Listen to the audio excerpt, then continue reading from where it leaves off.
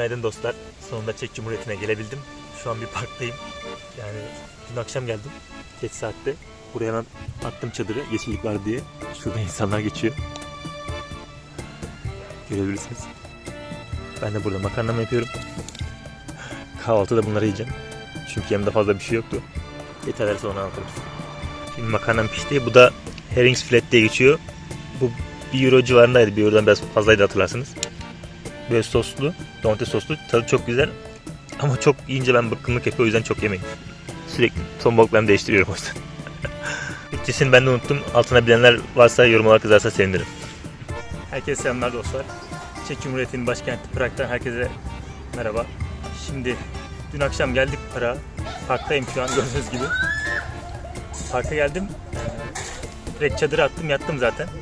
Bir şey yapmadım, bir şey atıştırıp yattım hemen. Size nasıl geldiğimi anlatayım kısaca. Sonra devam edelim. Bir yerden yola çıktım. İşte zaten kötü bir yerdeydim. İnsanlar geliyordu ama sürekli başka yerlere gidiyordu ya da şehir içine gidiyordu.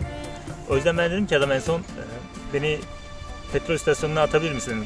Benzinciye atabilir misin dedim, en yakın bir benzinci. Yani oradan bir şekilde çıkarım dedim. Adam sağ olsun kendi şeyin dışında olmasına rağmen yolun dışına çıktı hatta biraz. Beni bıraktı. Ondan sonra Max geldi, beni biraz ileri attı. Sonra bir teyze aldı beni ta başka bir yoldan getirdi ama. Ana yoldan getirmedi, başka yoldan götürdü. Dedim ki Allah yandık dedik, buradan gidemeyeceğim dedim. Neyse sonra biraz bekledikten sonra Martin geldi. Martin beni Prag'a kadar getirdi. Yol bayağı yağmurluydu, hava bayağı kötüydü gelirken. Ama sonra akşama doğru biraz duruldu yağmur falan. Bayağı sohbet muhabbet ettik. Keşke o videolar, asıl olaylar orada geçiyor yani. Orada muhabbetimiz falan güzel geçiyor ama orada şimdi çekemedim yani. Hem karanlıklı bir şey gözükmezdi. Bayağı muhabbet ettik işte. Hem Almanya hakkında, Asturya, işte burada gezecek yerler falan var dedi işte bayağı. Burayı çok seversin falan dedi. Konuştuk. Adam hem askerlik falan da yapmış. Almanya'da eskiden askerlik zorunluymuş. Askerlik yapmış, işte Rusya'ya falan gitmiş. Onları anlattı. Güzel geçti yani yolculuk. Hani bayağı bir sohbet ettik 2-3 saat boyunca. Yani her yerden girdik yani. İşte Hristiyanlıktan falan bahsetti.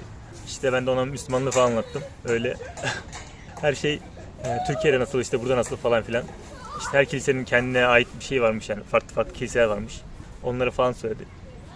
Tekrardan bu kilise falan değiştirmeyi düşünüyorum dedi. Tekrardan vaftiz edilebilirim dedi. Öyle bir şeyler anlattı. Yani değişik, ilginç yani. İlginç adetleri var. Ben de hazır bulmuşken sorayım dedim zaten. Hem de yolculukta bayağı güzel geçti. Şimdilik böyle. Burası, etrafı da göstereyim size. Burası geniş bir park. Allah'tan sıkıntı çıkmadı. Kimse de bir şey demedi. Çadır hala kurulu orada. Ben burada spor yapmaya geldim biraz. Sporumu yaptım bebelerle. Şimdi buradan da merkeze doğru gidelim artık. Geç oldu zaten. Park gayet güzel, böyle çeşitli alanlar falan var. Yani insanlar, herkes bir aktivite yapıyor ya da eğleniyor, dinleniyor. Şurada birisi uzanıyor. İleride akro yoga yapanlar var. Yani işten sonra herkes eğleneceği vakit kalıyor yani. Yani stresini atabileceği yer kalıyor yani. O yüzden böyle parklar çok güzel oluyor, hem de yani rahatlıyor insan ya resmen. Yani burada oturacak yer yapmışlar. İnsanlara bir alan tanınmış yani. Serbest yapacakları aktiviteleri geliyorlar burada yapıyorlar. Ne güzel işte. Şu kolay duruyor ama gerçekten yapması zor. Bazı hareketler var. Zorluyor insanı. Yani anlatmak istediğim, işten sonra insanlara vakit kalıyor ve bu trafik falan da olmadığı için buralarda o kadar çok insanların kendini stresine atmaya vakit kalıyor ve kendine boş zaman ayırabiliyor. Yani bunu aslında size aktarmaya çalıştım ama bir türlü kelimeleri dökemedim. O yüzden daha çok videoyla göstermeye çalıştım. Şimdi çadırı bulalım. Çadırı nereye atmıştık? Toplayıp merkeze geçelim. Çadırı öyle bir yere atmışım ki kendim bile bulamıyordum az da. Şurada bak. Bunlar dünkü çöpler. Ya adamlar buraya bile, parka bile şey koymuşlar yani. Geri dönüşüm için çöp kutusu koymuşlar yani. Helal olsun yani. Biz daha bunu evlerde bile yapamadık. Adamlar parka koymuş.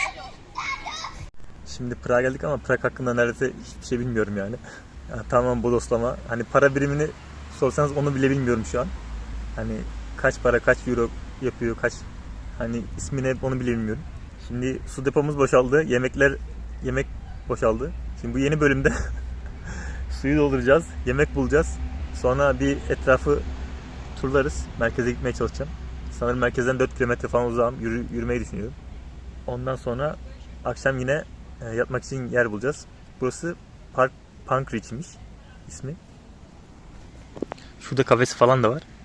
Akşama doğru da insanlar daha fazla gelmeye başladı. Biz artık çok geçmeden yola koyalım artık. Buraya gelmeden önce Google Maps'ten indirdim. Haritasını indirmiştim. O yüzden offline olarak kullanabiliyorum. Öyle bir avantajı var.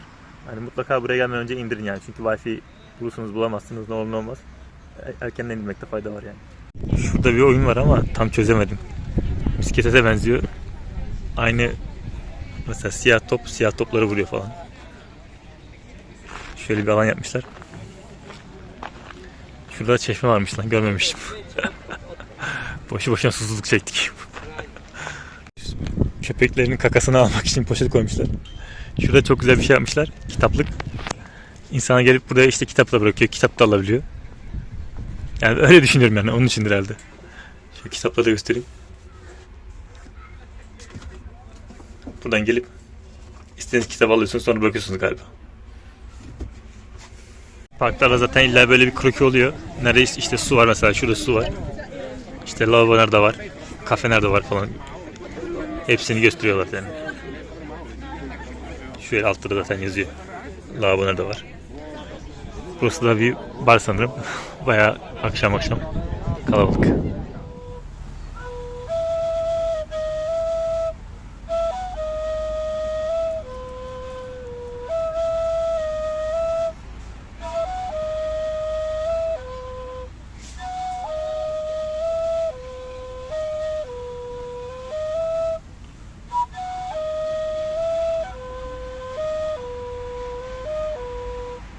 İlk görev su bulmaktı.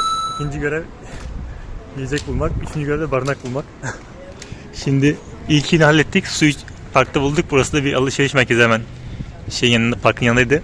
Yani burası Pankrak diye geçiyor. Pankrak mı artık nasıl okunuyor bilmiyorum.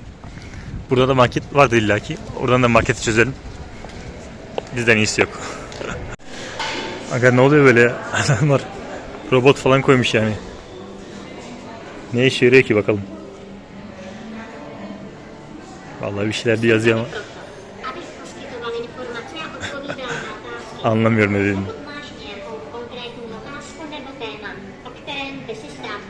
Markete de bulduk baba. Artık bizim sırtımız yere gelmez yani. Muhteşem işi tamamlandı. Ama şimdi yani bilmiyorum. İnternete bağlanıp şeye bakmam lazım. Acaba bunun para birimi... Gerçi Avusturya'dan daha ucuzdur diye düşünüyorum ya büyük ihtimal. Şöyle ekmekler, benim klasik ekmekler var. Şöyle bir şeyler alalım. Atıştıralım artık. Bir çek koronası 1.22 TL yapıyormuş arkadaşlar. Onu da şimdi öğrenmiş oldum. Şunu hastayım ya. Şu sushi kutularına, tatları da çok güzel oluyor. Fiyatları da bence Türkiye'den uygundur yani. Şöyle pilavla şey de vermişler. Noodle da var. Ne istiyorsanız alın abi. Burada çubuklarınız falan da var. İsmi neydi bunları unuttum yani. Prag, Avusturya'dan, Viyana'dan pahalı olmaz herhalde ya. Bana mı yanlış geldi bilmiyorum ama altta yorumlara yazın. Burasının daha ucuz olması lazımdı. Tam çözemedim daha. Şunlardan bazıları çiğ deniliyor ama hangisi tam bilmiyorum. Şöyle çeşitlerin olması süper bir şey yani. Ama tabii çoğu domuzdur, o ayrı bir şey. Şunlar chorizo galiba, aynen chorizo. Mezeler muhteşem baba. Ne olduğunu hiç bilmiyorum ama sormayın bana.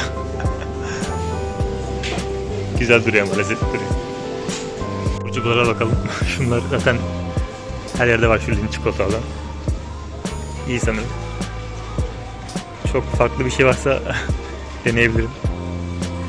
Yani böyle farklı bir şey yemeyi seviyorum ama bildiğiniz gibi şunlar Snickers'lar falan filan her yerde var zaten artık.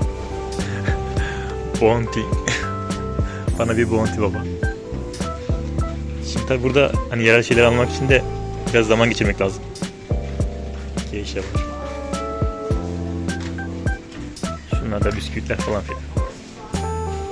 Şu bizim Halley'in şey de yapmışlar. Şöyle tek tek jelatinli gibi bir şey yapmışlar. güzel olmuş ama. Burada gördüğüm farklı bir şey şöyle küçük, hatta bundan daha küçük işlerde böyle şat yapıyorlar. Yani içinde zencefil falan o tarz şeyler oluyor.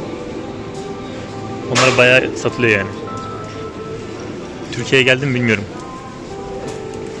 Bir de burada mutlaka denemem gereken bir şey varsa yazın alta. Onu da deneyeyim gitmeden. Bunlar da konserveler. Yani bazı şeyler normal gibi ama bazı şeyler gerçekten pahalı gibi geldi. Tam anlayamadım ya. Şu mesela 124 demiş. Şu alttakiler biraz daha uygun olacak. İnsanlar çok içtiği için böyle kasa kasa koyuyorlar. Şu Budweiser bu Çek birası sanırım. Şu adamlar böyle kasayla alıp gidiyor abi. Çünkü yani tüketim çok burada. O yüzden bakın hep kasa kasa koymuşlar ya da şöyle koliler var. Bunlar da içki fiyatları. Hemen böyle hızlıca geçelim. Rakıya baktım rakı var mı diye acaba merak ettim. Onu göremedim. Şöyle bakalım. Bir de şunlardan Türkiye'de yok galiba. Kolayla mesela viskiyi karıştırmışlar.